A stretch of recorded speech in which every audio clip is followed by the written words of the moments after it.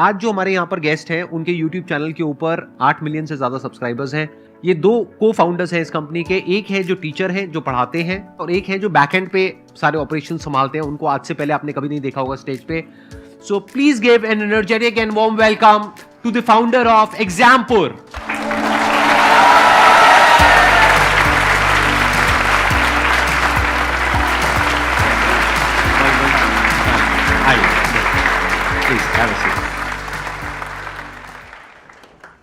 ऐसा लग रहा है कि जैसे सपना ऐसा कुछ सच हो गया हो, बिकॉज जब मैंने बीटेक की थी और जब बीटेक की शुरुआत की थी तो मैं थोड़ा सा गांव के इलाके से ज़्यादा था, तो हमें कुछ मतलब उतना होता नहीं था। तो फर्स्ट टाइम जब कोई मोटिवेशन वीडियो आप देखते हैं, कुछ यूट्यूब चलाना सीखते हैं, कुछ ऑनलाइन आते हैं, तो सबसे पहले आप ही को देखा जाना अपना जो कॉलेज की लैब होती थी IT लैब, उसमें यही दिखते रहते थे। वो एक ऑरा वाली फीलिंग आती है ना कि ऐसा हो जाए तो मजा आ जाएगा। तो लेकिन जब जैसे जैसे हम लोग आगे बढ़ते गए जर्नी में, चीजें देखी कि कैसे होती हैं, काफी कुछ इंस्पिरेशन भी मिलती रही उस साइड से, आपकी तरफ से।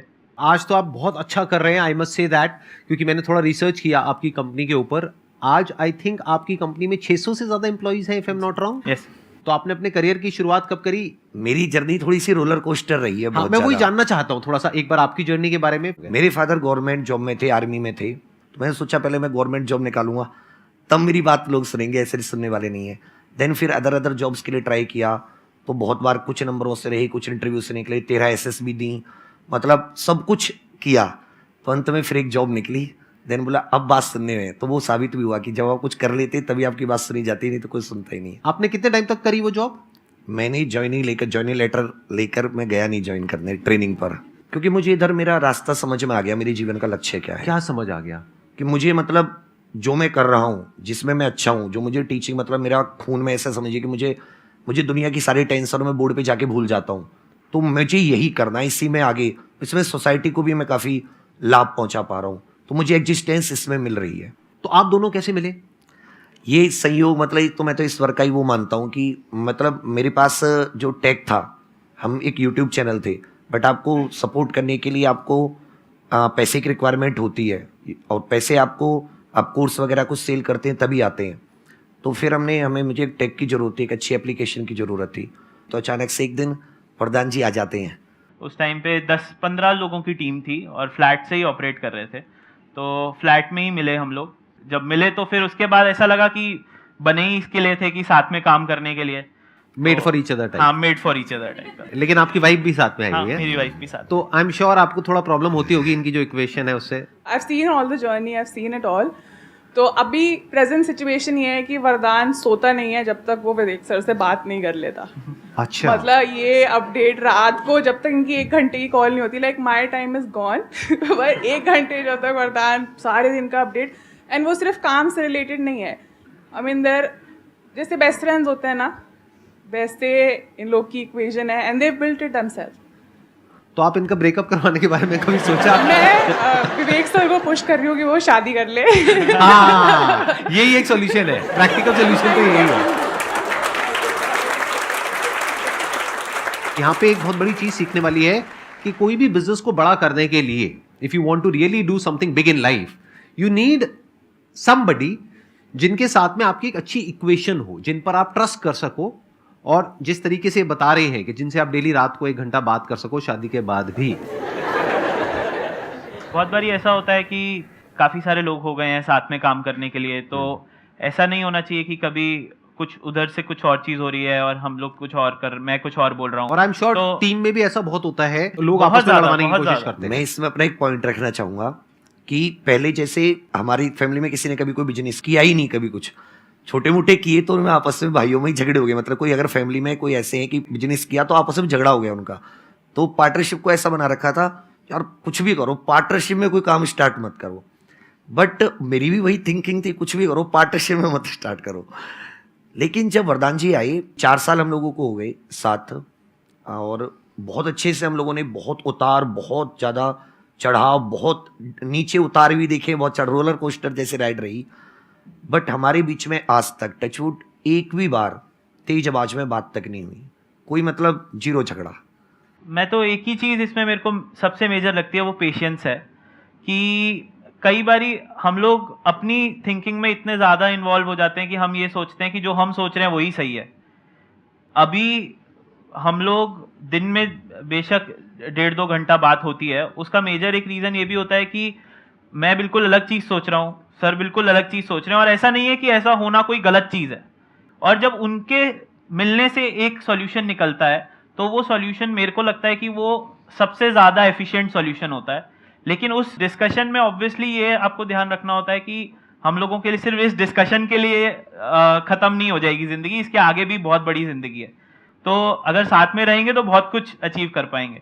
तो हम लोग हमेशा बोलते हैं कि 1 और 1 11 अगर हो सकता है तब तो 1+1 करने का फ़ायदा है। अगर 1+1 2 भी हो रहा है तो फिर कोई उसका इतना फ़ायदा नहीं होता।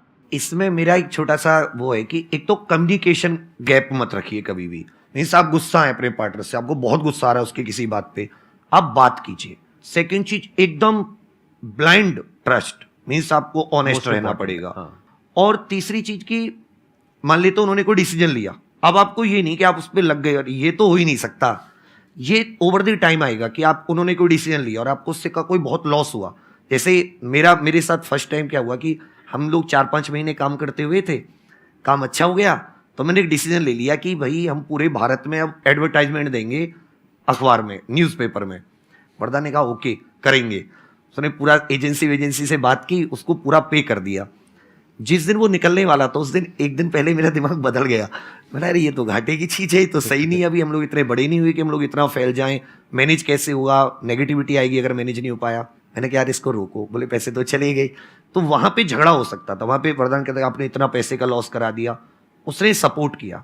मीन्स तो उससे मुझे थोड़ा सा और मिला और अच्छा कॉन्फिडेंस आया। मेरा यहाँ पे ना एक क्वेश्चन है आप दोनों से कि जैसे यूजुअली क्या होता है बिजनेस में, जैसे 2 को फाउंडर्स होते हैं तो एक होता है जो बहुत ही ऑप्टिमिस्टिक होता है और दूसरा उसको थोड़ा सा रोकता है, लगाम लगाता है। तो आप में से कौन वो रोल प्ले करता है?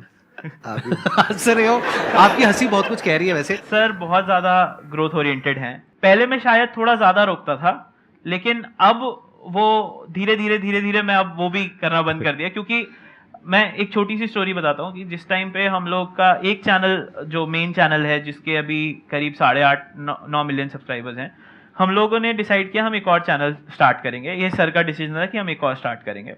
हमें मेन चैनल काफ़ी अच्छा सब कुछ कर रहा था और लिटरली हमने स्टार्ट किए हुए तब 3 महीने हुए थे। तो मेरे को ये था कि क्या करना है यार, सब तो अच्छा है, क्यों। तो सर ने बोला नहीं, हम लोग ना डिफेंस में आएंगे, हम डिफेंस के स्टूडेंट्स को भी पढ़ाना शुरू करेंगे। तो ये भी एक मूव बहुत स्ट्रांग था कि हमें एक और चैनल खोलना है जहाँ पे 0 सब्सक्राइबर बेस से हम दोबारा से शुरू करेंगे, जहाँ हमें कोई जानता नहीं होगा। अब वो चैनल भी अब करीब 1.3 मिलियन का हो गया है। तो उस टाइम पे वो सोचना कि अब हम डिफेंस के स्टूडेंट्स को भी पढ़ाना शुरू करेंगे, और वही है रीजन कि आज हम लोग ऑलमोस्ट 26 चैनल्स में डाइवर्सिफाई कर चुके हैं। और टोटल आपके कितने सब्सक्राइबर्स हैं अगर सारे चैनल्स को मिला लिया जाए तो? करीब अभी 16 मिलियन सब्सक्राइबर्स हैं। 16 मिलियन सब्सक्राइबर्स हैं यूट्यूब पे। First of all very thank you sir कि यहाँ पे मुझे बहुत कुछ सीखने के लिए मिला है। और मेरा क्वेश्चन सर से ये है कि सर जब आप अपनी इनिशियल स्टेजेस पे थे जस्ट टीचिंग के, तो जैसे कि आप खुद भी पढ़ रहे थे और किसी एग्ज़ाम की प्रिपरेशन भी कर रहे थे, तो बहुत सारे ऐसे बच्चे, जैसे मैं भी हूँ, मैं पढ़ाती भी हूँ और मैं कुछ कॉम्पिटिटिव एग्ज़ाम की प्रिपरेशन भी कर रही हूँ। तो कई बार क्या होता है कि हम एक बार में क्लियर नहीं करते उस चीज़ को, हमें 1-2 मतलब बहुत सारे अटैम्प्ट देने पड़ते हैं। तो उस टाइम में माइंड में एक थॉट चलता है कि हम तो इतनी बार फेल हो गए हैं, क्या पता हम अपने स्टूडेंट्स को उतना अच्छा दे पा रहे हैं कि नहीं। तो इस डीमोटिवेशन से कैसे खुद को टैकल करें? इसमें जैसे मैं बहुत बार फेल हुआ हूँ, इतनी बार फेल हुआ हूँ कि एक बार तो मेरे पूरे गांव में टैग लग गया था कि वो सबसे बड़ा फेलियर है, उसका कुछ नहीं होने वाला, कि वहाँ भी गया बीटेक भी की, ये भी किया, कुछ नहीं होने वाला। मैंने एक चीज़ देखी कि अगर आप लग गए किसी चीज़ से, अब आप उसे छोड़िए मत। 2007 से मैंने गवर्नमेंट एग्जाम्स के फॉर्म फिल करने शुरू किए, 10 क्लियर होने वाली थी तब से। जब मैं 25 ईयर्स का हो गया तब जाके मतलब मेरी बीटेक हो गई, बीटेक होने को भी 3 साल हो गए, तब जाके मुझे मिली, लेकिन रैंक मिली। तो मैंने कभी जो अपना फेलियर था उसका सर स्टूडेंट पे नहीं आने दिया। अब जब आप एग्जाम्स देते हैं तो अपने फेलियर से आपको अब बार बार एग्जाम देते हैं तो आपको एग्जाम की नॉलेज ज़्यादा हो जाती है। अब जो आपने उससे सीखा वो आप स्टूडेंट को स्ट्रॉन्ग कीजिए, और अगर आपने अपने पे काम किया तो आप खुद भी धीरे धीरे फिर स्ट्रॉन्ग हो ही जाएंगे। ये जो पॉइंट है ना यहाँ पे जो समझने वाला है वो ये है कि आप जब बच्चों को पढ़ा रहे हैं तो उनको तो नहीं पढ़ा रहे जो कि सेम एग्जामिनेशन की तैयारी कर रहे हैं जिसकी आप कर रहे हैं। आप अगर खुद एक एग्जामिनेशन की तैयारी कर रहे हैं तो हो सकता है ऐसे बच्चों को पढ़ा रहे हैं जो आपसे 3 साल 4 साल 5 साल पीछे हैं। मान लो अभी आप अपनी ग्रेजुएशन पूरी कर चुके हैं और आप बच्चों को पढ़ा रहे हैं जो 11th में है 12th में है, राइट? ऐसे ही कुछ कर रहे होंगे। Like I am preparing for like medical entrance exam, और मैं जो बच्चों को पढ़ा रही हूँ 9, 10th, 11th, 12th की कैटेगरी में रहते हैं। That's what I am saying. देखना, ध्यान से समझना, 9, 10th में तो आपने सक्सेस को अचीव किया है ना, तो जहां आपने सक्सेस को अचीव किया है वहीं तो उनको सक्सेस को अचीव करवाने की कोशिश कर रहे हो।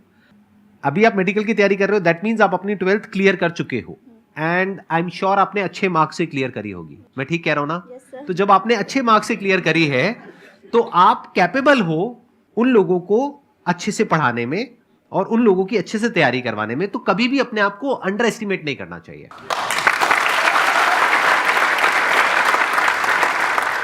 अच्छा, मैं थोड़ा सा जानना चाहूंगा आपके लाइफस्टाइल के बारे में कि आज आप लोगों का लाइफस्टाइल कैसा है, क्योंकि इसमें मुझे बड़ा इंटरेस्ट आता है। क्योंकि यहाँ पर कुछ गेस्ट आते हैं जिनके पास पैसा कम होता है लेकिन लाइफस्टाइल बड़ा भयानक होता है उनका, और कुछ ऐसे गेस्ट आते हैं जिनके पास पैसा बहुत होता है लेकिन लाइफस्टाइल बहुत ही नॉर्मल होता है। तो आप किस कैटेगरी में है? मेरा सेकंड वाली कैटेगरी है।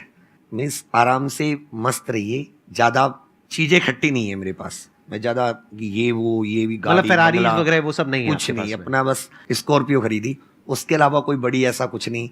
तो अपना ऐसा है कि पहनने के लिए टी शर्ट अपनी जो पढ़ाते उसी में है, और फिर 4-5 घंटे क्लासेस होती, तो बहुत ही उसी के अनुसार अपने आप ढल गए। बोला जाना कहीं है नहीं, संडे को भी क्लासेस, सैटरडे भी क्लासेस, करना कुछ है नहीं, तो क्यों ही फालतू का सब कुछ जोड़ा, फिर उसको साफ करते रहो, फिर उसको मैनेज करते रहो। और अभी भी आप खुद क्लासेस कंडक्ट करते हो? हाँ, मेरी इस 4-5 लेवल पे आने के घंटे बाद भी रेगुलर। डेली आप 4-5 घंटे क्लासेस कंडक्ट करते हो खुद? यस। बट कैसे टाइम निकाल पाते हो? क्योंकि एक है 600 लोगों की टीम को मैनेज करना और प्लस क्लासेस भी कंडक्ट करना। वरदान जी है इसलिए। अच्छा, इसलिए आपको वरदान मिला है।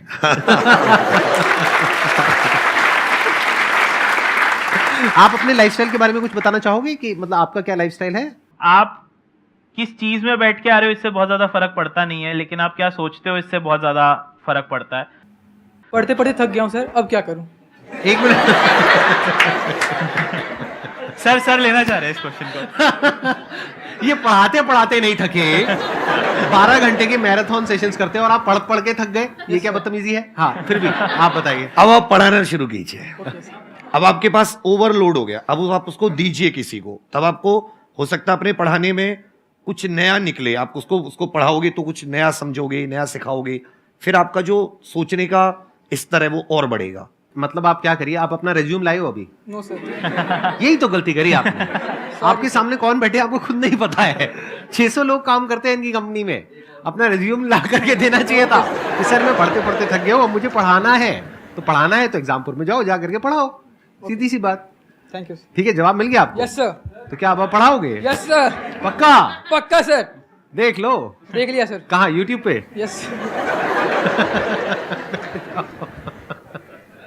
सर मैं ये पूछना चाहता हूँ, जैसे MS धोनी है वो अपनी फील्ड से अलग हो गए लेकिन उनकी जगह कोई नहीं ले सकता। ऐसे संदीप महेश्वरी सर है, वो अपनी फील्ड से अलग हो जाएंगे, उनकी कोई जगह नहीं ले सकता। ये किंग मेकर वाली थिंकिंग ये कैसे डेवलप की जाती है कि कैसे बनाए कि हाँ अगर मैं इस फील्ड में हूँ, मैं छोड़ के जाऊंगा तो हमेशा ये फील्ड खाली रहेगी मेरे बिना? ये तो आपका डेडिकेशन ही तय करेगा कि आप उसमें कितने लंबे रुकने वाले, क्योंकि आप छाप तभी छोड़ सकते हैं जब आप उसमें लंबे रुकेंगे।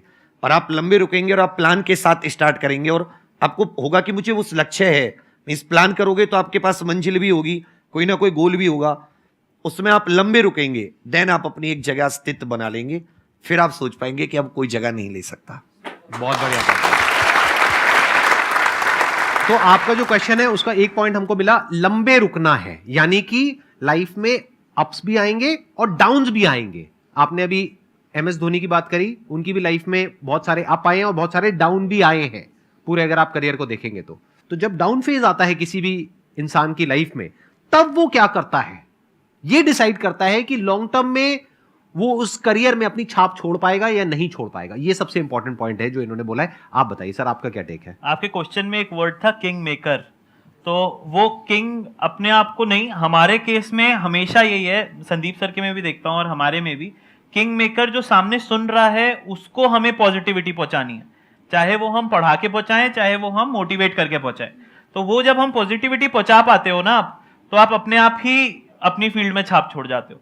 लेकिन वो हो सकता है कभी एक ही जने तक पहुंच रही हो, कभी हो सकता है 2.5 करोड़ लोगों तक पहुंच रही हो।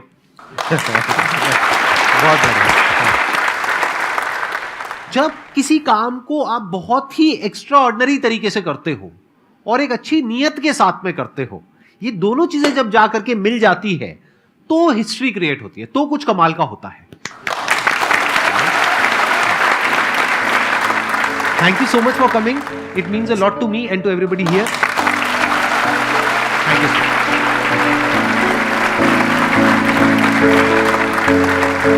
you.